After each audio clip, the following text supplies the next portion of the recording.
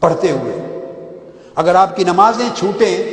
تو علم دین آپ کے اندر نور پیدا نہیں کرے گا۔ نور کتابوں کو پڑھ کے نہیں پیدا ہوتا، وہ تو کتابیں آپ جانور پر بھی لاد دیں تو وہ بھی اٹھا کے پھرتا ہے۔ نہیں، اگر چاہیں کہ اس علم میں نور آ جائے، افمن شرح اللہ صدرہ للاسلام فہو علی نور من ربہ،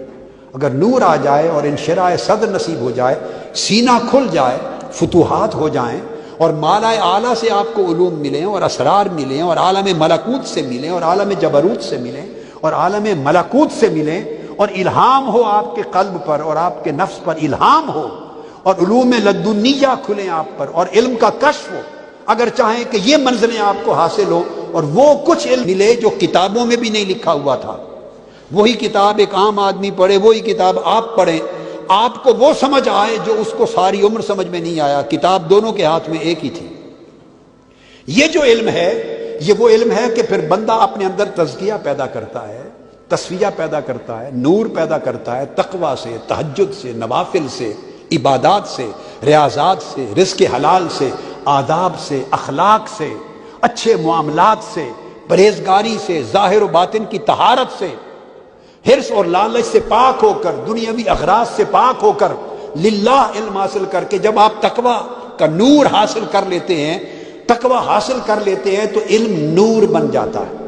جب علم نور بن جاتا ہے تو اندر کے اندھیروں کو ختم کر دیتا ہے۔ جب اندر کے اندھیرے ختم ہو جاتے ہیں تو آپ کا جو اندر کا من ہے، آپ کا وہ عرش الہی کے ساتھ مل جاتا ہے، جڑ جاتا ہے، اور جو انوار عرش الہی پہ گرتے ہیں وہ عرش الہی میں سے انوار آپ کے قلب کے برتن میں گرتے ہیں۔ آپ چلتے فرش پر ہیں اور علم عرش والا آپ کے پاس ہوتا ہے،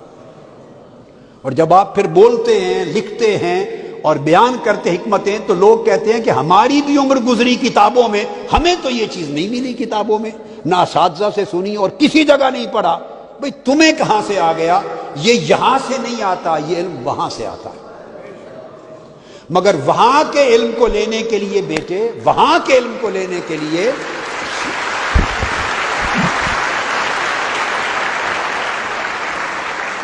مالائے اعلیٰ کے علوم آپ پر منکشف ہوں۔ وَعَلَّمْنَاهُ مِن لَّدُنَّا عِلْمًا، اور فرمایا اگر تم ان تتقوا، اگر تم تقوی اختیار کرو گے تو تمہیں اللہ پاک علم دے دے گا۔ ایک علم تقوی کے ذریعے آتا ہے، پرہیزگاری کے ذریعے آتا ہے، وہ علم نور ہوتا ہے، وہ علم وَنَفْسٍ وَمَا سَوَّاهَا فَأَلْهَمَهَا فُجُورَهَا وَتَقْوَاهَا۔ تو یہ نفس ہے، نفس پہ بھی القاء کیا جاتا ہے، علم کا بھی، ارادوں کا بھی، اور خیر کا اللہ القاء کرتا ہے، الہام کرتا ہے، شر کا شیطان القاء کرتا ہے، الہام کرتا ہے۔ اس کے لیے دروازے کھل جاتے ہیں، مگر شرط یہ ہے کہ آپ جو پڑھتے ہیں اس کو ادب کے ساتھ پڑھیں، تقویٰ کے ساتھ پڑھیں اور نور پیدا کریں۔ حضرت امام سفیان ثوری بیان کرتے ہیں، سفیان الثوری کہتے ہیں لا ينبغي للرجل ان يطلب العلم والحدیث حتى يعمل في الادب 20 سنہ، کہتے ہیں کسی شخص کے لیے جائز نہیں کہ وہ علم حاصل کر لے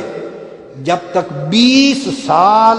پہلے ریاضت روحانی اور حصول ادب پہ نہ لگا دے۔ 20 سال ادب سیکھے، ادب میں تقویٰ ہے، ادب میں طہارت ہے، ادب میں نیت کا اخلاص ہے، ادب میں پرہیزگاری ہے، ادب میں دوسرے کے حقوق ہیں، چھوٹے بڑے کے حقوق ہیں، ادب میں ساری زندگی بدل جاتی ہے۔ اللہ کا ادب ہے، رسول کا ادب ہے، اولیاء و صلحاء کا ادب ہے، والدین کا ادب ہے، اساتذہ کا ادب ہے، بھائی بہنوں کا ادب، پڑوسیوں کا ادب، چھوٹوں کا ادب، حیوانوں کا ادب، کتے بلی کا ادب، پرندوں کا، چڑیا کا ادب۔ ادب کہتے ہیں کہ اس کا حق کیا ہے آپ پر، حقدار کو حق دینا، اس کو ادب کہتے ہیں۔